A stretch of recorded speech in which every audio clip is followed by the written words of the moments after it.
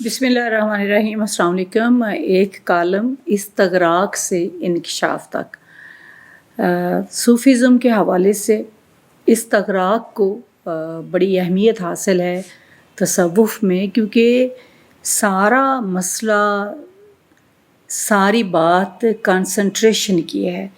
जब आप किसी चीज़ पर कंसंट्रेट करते हैं, अपनी ज़ात पर कंसंट्रेट करते हैं, कायनात में किसी चीज़ पर कंसंट्रेट करते हैं, तो फिर आप किसी नतीजे पर पहुंचते हैं। और जब आप अपनी ज़ात पर तवज्जो देते हैं तो फिर आप उस ज़ात से जुड़ी हुई हकीकत की तरफ लौटते हैं।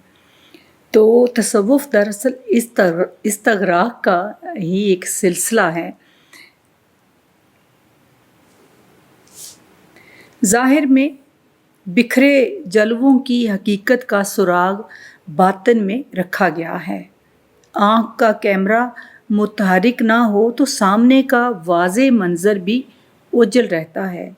तबीयाती और माबातबीयाती दुनियाओं के इल्म के हरूफ भले मादी तख्ती पर लिखे जाते हैं, मगर इन हरूफ की तफ़हीम बातिन से जुड़ी हुई है। आँख से बातिन की तार का कनेक्शन मुनक़ता हो जाए तो ये लायानी नक्श बन जाते हैं। ज़हन की स्क्रीन पर साफ, उजली और हकीकतों से रोशनास तस्वीर के लिए वजूद के तमाम कैमरों की तारें एक बोर्ड में लगानी पड़ती हैं। ये बोर्ड दिल ही हो सकता है, क्योंकि इसका ताल्लुक़ ज़ाहिर और बातिन दोनों से है, और हर रब्त की कड़ी भी यही है। आज तक दरियाफ्त के रास्ते पर चलने वालों ने इस्तगराक को ही असल लेबॉर्ट्री समझा है। एक ऐसी हालत जिसमें दुनिया से कट कर एक नुक्ते पर तवज्जो की सुई सेट कर दी जाए, फिर जहन में कुलबलाते सवालों, तख़य्युल की उड़ानों में छुपे इबहाम और नज़र से ओझल मंज़रों के जवाबात मिलना शुरू हो जाते हैं। मुश्किल खुद को इस सिस्टम में लाना है। तसव्वुफ़ एक बाकायदा निज़ाम का नाम है, जहाँ दाखिली दरवाज़े पर भरपूर तलाशी ली जाती है। अंदर वही दाखिल हो सकता है जो अपने तकब्बुर, नख़वत और हवस के जूतों और फ़ख्र का बायस बनने वाली सोने चांदी की अशिया की कुर्बानी दे सके। फिर रियाज़त का एक लंबा सिलसिला है। आसान आजमाइशों से कड़े इम्तहानों की तरफ जाने वाले रास्ते पर लौटने का ऑप्शन मौजूद नहीं। आसान आजमाइशों से कड़े इम्तहानों की तरफ जाने वाले रास्ते पर लौटने का ऑप्शन नहीं।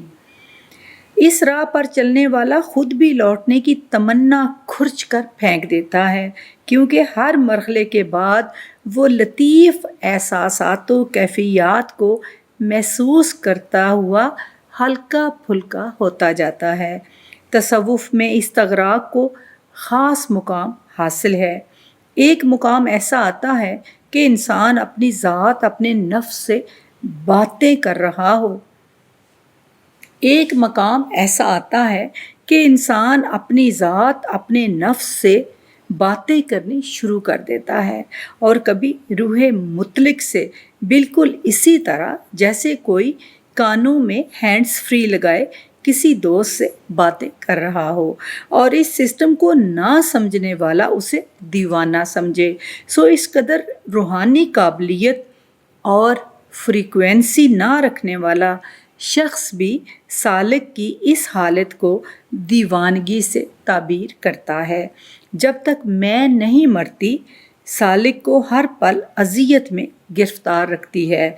उसे खुद से निकालने और ज़ात को पाक करने के लिए वो कभी अल्लाहू के विर्द और कभी मजज़ूबाना रक़्स से किथारसिस करने और तस्कीन हासिल करने की कोशिश करता है। जब सारा खोट कदमों तले आके पिस जाता है, जिस्म से पसीने की तरह बह जाता है, तो चैन आ जाता है। پھر وہ خاموش ہو جاتا ہے اور اس کی آنکھیں بولنے لگتی ہیں۔ آنکھوں کی کرنوں سے رازوں کے تالے کھلتے چلے جاتے ہیں اور انسان علم کی حقیقت سے واقف ہوتا جاتا ہے۔ پھر علم سے عشق کی طرف دروازہ کھلتا ہے، جہاں نہ لفظ ضروری نہ حرکت، بس دیدار اور خواہش دیدار۔ اگرچہ ہر انسان میں روح موجود ہے جس کا روح مطلق سے ناطہ ہے، اس لیے ہر فرد روحانی اور ماورائی دنیا سے کسی نہ کسی حد تک جڑت رکھتا ہے، مگر ہر شخص صوفی نہیں ہو سکتا۔ یہ ایک معتبر درجہ ہے جو لمبے سفر اور کٹھن ریاضتوں کے بعد ودیت ہوتا ہے۔ یہ ذات کی عمارت کے پاس سے گزرنے سے نہیں بلکہ اس کے اندر داخل ہو کر باقاعدہ داخلہ لینے سے عنایت ہوتا ہے۔ قدم قدم آگے بڑھنا ہوتا ہے، قدم قدم آگے بڑھنا ہوتا ہے۔ صوفی کے لیے بڑی ہستی انسپائریشن کا باعث ہوتی ہے، جس کو نظر میں رکھ کر وہ سلوک کی منزلیں طے کرتا ہے۔ آخری نبی حضرت محمد صلی اللہ علیہ وآلہ وسلم سے محبت کا سلیقہ سیکھنے اور ان کی قربت کے لیے اولیاء کے انداز پیروی سے سبق حاصل کیا جاتا ہے، یعنی ذات سے مرشد تک اور پھر آگے لامحدود سفر جو مسلسل دنیا سے بے نیازی کی طرف راغب کرتا ہے۔ جب کوئی بغیر مشق کے، مخصوص تعلیم و تربیت کے، ریاضت کے خود کو صوفی ہونے کی منزل پر فائز ہونے کا اعلان کر دے تو مسائل جنم لیتے ہیں۔ جرنیل بننے کے لیے کئی مرحلے طے کرنے پڑتے ہیں۔ میڈیکل کالج کے قریب سے گزرنے اور دوائیوں کی بو سے ڈاکٹر نہیں بن جاتا، بلکہ اس میں مطلوبہ وقت گزارنا ضروری ہوتا ہے۔ تصوف کا بھی یہی عالم ہے، ایک خاص ضابطے سے وجود کو گزار کر کثافت سے پاک کیا جاتا ہے۔ صوفی کے لیے استغراق ایک معمول کی طرح ہے، مگر عام فرد جو علت و معلول کے چکروں میں دن رات ایک کیے ہوئے ہے کو بھی قدرت ایسے مواقع فراہم کرتی ہے جہاں وہ زیست میں توازن کے لیے جد و جہد کر سکے۔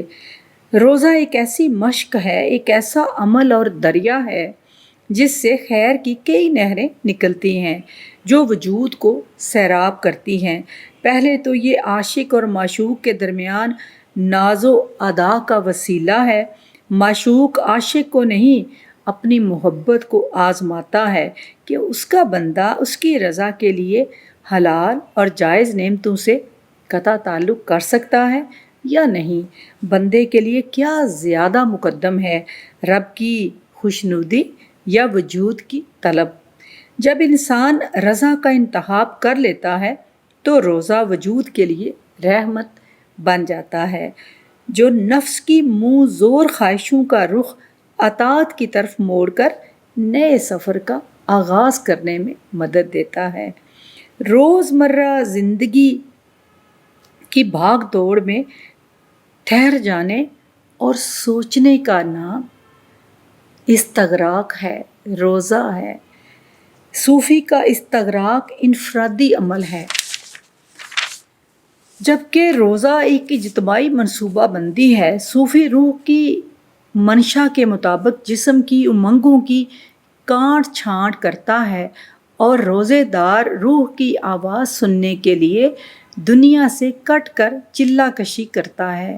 روزے کی حالت میں وہ ہر وقت حاضری کی کیفیت میں ہے، ایسی کیفیت وہ عام دنوں میں محسوس نہیں کر سکتا۔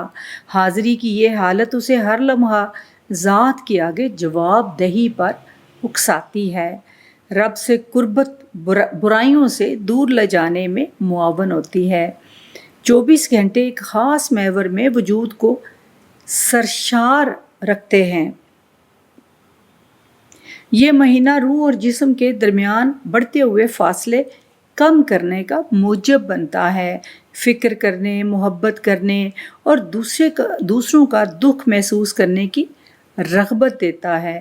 اس کے روحانی فضائل کے ساتھ ساتھ سائنسی تحقیق نے بھی یہ ثابت کیا ہے کہ سال میں تقریباً 1 مہینے تک 10-12 گھنٹے بھوکا رہنے سے کینسر جیسے موذی مرض سے بچا جا سکتا ہے۔ خالق کے کارنامے ہیں کہ جب جسم کو مطلوبہ خوراک نہیں ملتی تو وہ اپنا نظام بحال رکھنے کے لیے وجود میں زائد چیزوں کو استعمال میں لانا شروع کر دیتا ہے، انہیں ایندھن بنا کر جلاتے ہوئے وجود کو ان سے پاک بھی کرتا ہے اور وقتی توانائی بھی حاصل کرتا ہے۔ اگر رمضان کو اس کی روح کے مطابق بسر کیا جائے تو اس مقدس مہینے میں بھی استغراق ذات کا مرحلہ انکشاف ذات بن جاتا ہے۔ روح اور جسم کے ایک ہونے سے رب اور بندے کے درمیان حائل رکاوٹیں دور ہو جاتی ہیں اور رابطہ استوار ہو جاتا ہے، گرہیں کھلنے لگتی ہیں، حقیقت واضح ہونے لگتی ہے۔